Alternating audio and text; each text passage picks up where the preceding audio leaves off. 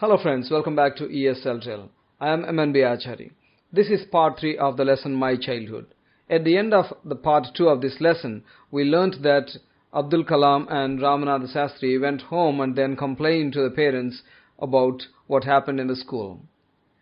And Pakshi Lakshmana Sastry, father of Ramanatha Sastry, called the new teacher and ordered him to apologize or leave the school. He also asked the teacher not to spread the social inequality. He also asked the teacher not to spread the poison of social inequality and communal intolerance. These words of Pakshi Lakshmana Sastry ultimately changed the young teacher. Let's proceed to the last part. Let me read this. On the whole, the small society of Rameswaram was very rigid in terms of the segregation of different social groups. However, my science teacher, Sivasubramanya Iyer, though an orthodox Brahmin with a very conservative wife, was something of a rebel. He did his best to break social barriers so that people from varying backgrounds could mingle easily. He used hours with me and would say, "Kalam, I want you to develop so that you are on par with the highly educated people of the big cities." Let's look at the words and the ideas here. The small society of Rameswaram was very rigid. Rigid means very strict. So in terms of what? In terms of the segregation of different social groups. So what is segregation here? The act of separating people of different races, religions or sexes and treating them in a different way. So Hindus and Muslims, Christians, so people from different religions were treated differently. And that is what we call segregation. And in terms of that segregation, in terms of that separation, the people of Rameswaram, the society of Rameswaram was very strict. The people were very strict. The society of Rameswaram was very strict in such matters. However, Kalam's science teacher Sivasubramanya Iyer was totally different. Even though he was an orthodox Brahmin. Orthodox means traditional. He was a traditional Brahmin, but he had a very conservative wife. Let's look at what it means. Conservative people oppose great and sudden social change. They cannot accept sudden changes in the society. They always prefer traditional styles and values. Sivasubramanya Iyer's wife was very conservative. So it means she did not like sudden changes in the society. But Sivasubramanya Iyer was a rebel. Let's look at this word rebel. Rebel is actually a person who opposes or fights against people in authority. Now here, he did not fight anyone in authority, but he fought against the social barriers. Let's look at that in the next line. He did his best to break social barriers. He fought against those social barriers. He fought against those people who stuck to those social barriers. Now, what are social barriers? Social barriers are nothing but, these castes, these religions that do not allow people to mix easily. So what happened here? So that people from varying backgrounds could mingle easily. Now he wanted to break the social barriers like religions and castes so that people from varying backgrounds could mix easily. Let's look at varying here. That's different. Now Iyer's idea was that if he broke social barriers, people from different backgrounds, different religions and communities and castes could mingle easily. And look at the last 3 lines here. He used hours with me and would say, "Kalam, I want you to develop so that you are on par with the highly educated people of the big cities." Now here, he used hours with me. This means he spent time with me. Who is he here? It's Iyer, Sivasubramanya Iyer. Sivasubramanya Iyer spent time with Kalam and he would say, "Kalam, I want you to develop." Actually, Iyer wanted him to develop so that he would be on par with the highly educated people. So what is on par with? You can say on par with somebody or something, or on a par with somebody or something. It means as good or bad or important, etc. But here, as good as or as important as somebody, we can take that meaning.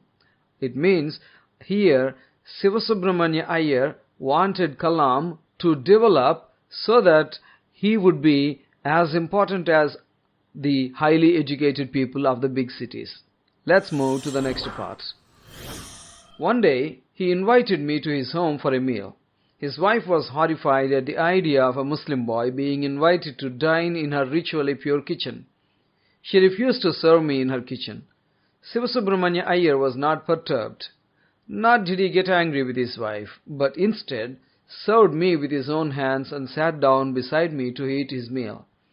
His wife watched us from behind the kitchen door.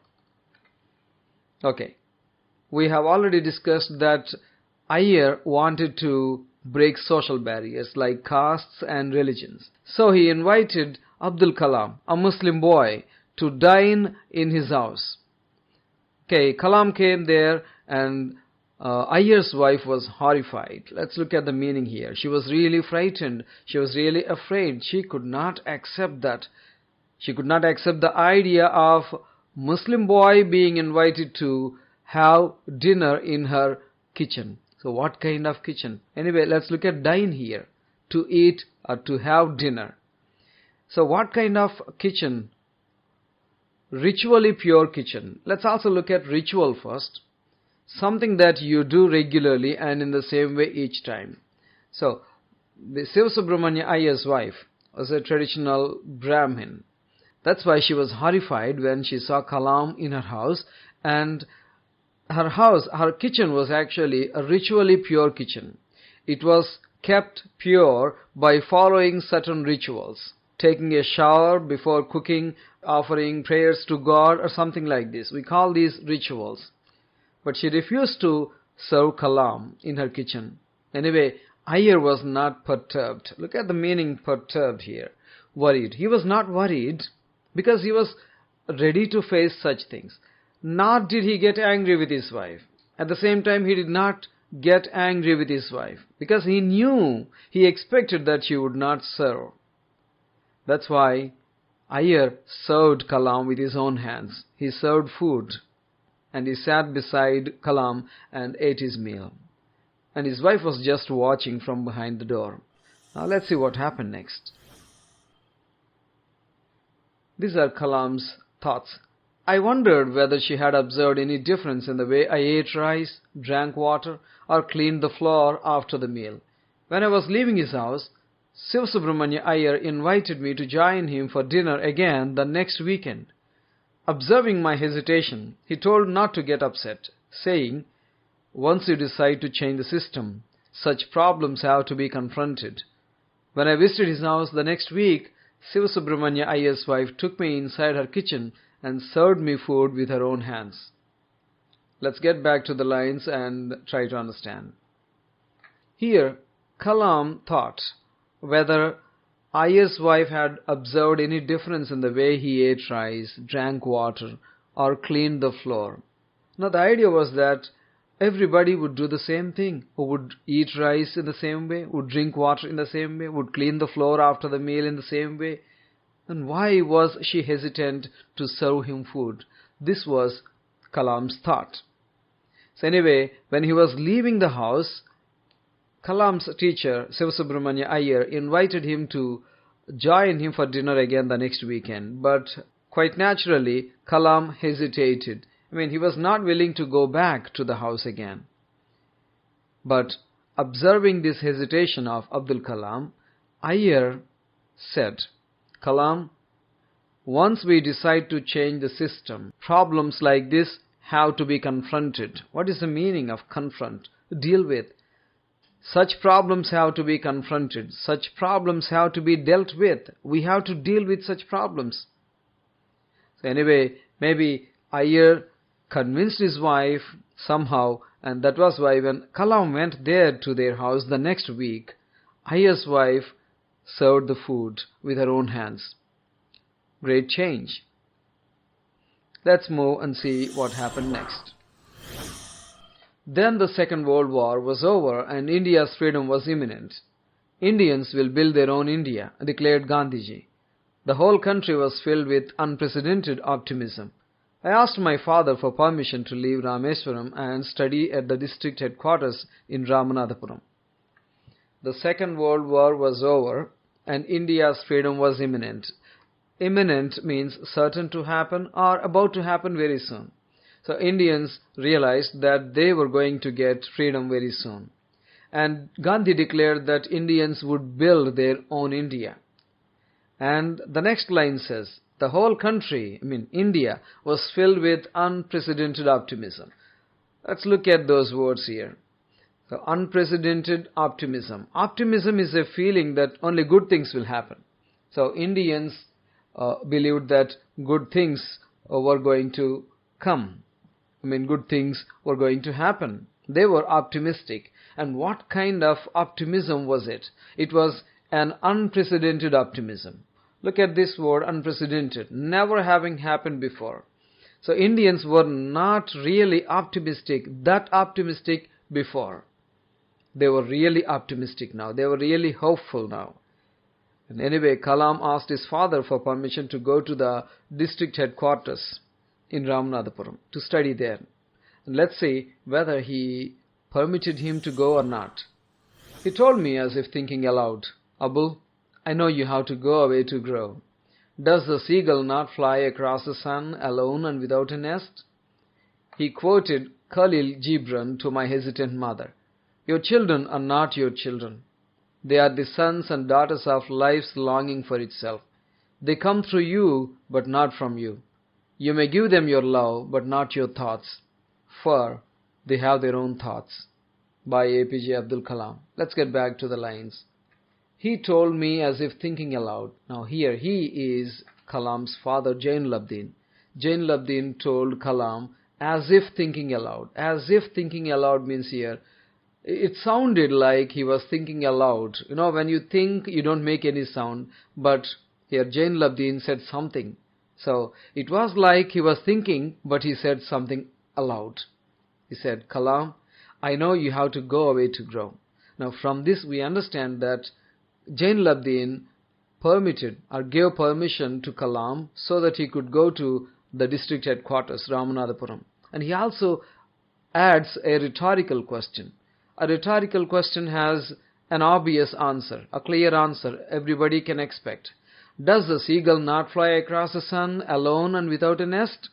The answer is yes. The answer is clear. Okay, what is that question? Does the seagull not fly across the sun alone and without a nest?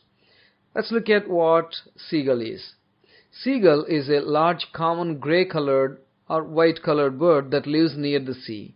The seagull keeps flying over the sea, and then whenever it finds a fish or something, it swoops down and then catches it and then keeps on flying. So does the seagull not fly across the sun? In the sun, alone and even without a nest? Because the seagull keeps on flying. Now here, Jain Labdin meant that Kalam should go to grow. That's why he said, you have to go away to grow. You have to go away from here to grow. And to support his statement, to support his idea, Jain Labdin quoted Khalil Gibran. Look at this quote. That's a verb here. It means to give something as an example. He gave an example here. An example from what the great poet Khalil Gibran wrote. Let's look at Khalil Gibran. Khalil Gibran was a Lebanon-born writer. So he was born in Lebanon and he was an artist as well. He became known for his mystical Arabic and English works. He wrote many books in Arabic and English, and he earned fame after the publication The Prophet. He wrote a book named The Prophet, and it got him success. So he was popularly known after the book The Prophet. Okay, now let's get back to what this Khalil Gibran said. Actually, in the textbook, Khalil, Khalil is mentioned, but originally it is Khalil. L-I-L, Khalil. So Khalil Gibran. So why did he mention this Khalil Gibran to mother? I mean Kalam's mother. So why did Jainul-Abidin mention this Khalil Gibran to Kalam's mother? The reason was Kalam's mother was hesitant. She was not willing to send Kalam away for higher studies. Now that's quite natural for a mother to feel so. And to convince this hesitant mother, Kalam's father gave these lines. He said, "Your children are not your children. They are the sons and daughters of life's longing for itself." Here, longing means wishing. Now, life wishes to bring the children into this world. Here, life may be taken as God, the supreme power, or you can say it's the nature. God wants to bring the bring the children into this world. Now, to bring the children into this world, there should be a particular medium. That's why Khalil Gibran said the next line, "They come through you but not from you." These children physically come through you but not from you. The meaning is not from your ideas. You did not want to give birth to such children exactly. No, you did not desire those people. You just desired people. You just desired children, and children came through you physically, but not from your ideas. You did not want your children to be exactly this way. That's why you may give them your love, but not your thoughts. So give them your love abundantly, as much love as possible, but do not try to give your thoughts. Look at the last line here. For means because they have their own thoughts. Here, Khalil Gibran in his lines said that children these days, children of this generation, will have certain ideas, certain thoughts in order to achieve something. If parents force them to become something or to achieve something, so when can they achieve their goals? When can they achieve their destiny? When can they reach their destiny? So, give them your love, but not your own thoughts. That's what he said. Powerful lines said by Khalil Gibran. I hope you have understood every idea that I have discussed with you. If you have anything to ask, you can use the comment section and I'll certainly reply to those comments there. And if you have really liked this video, please hit the like button. Thank you very much. I'll see you in my next video.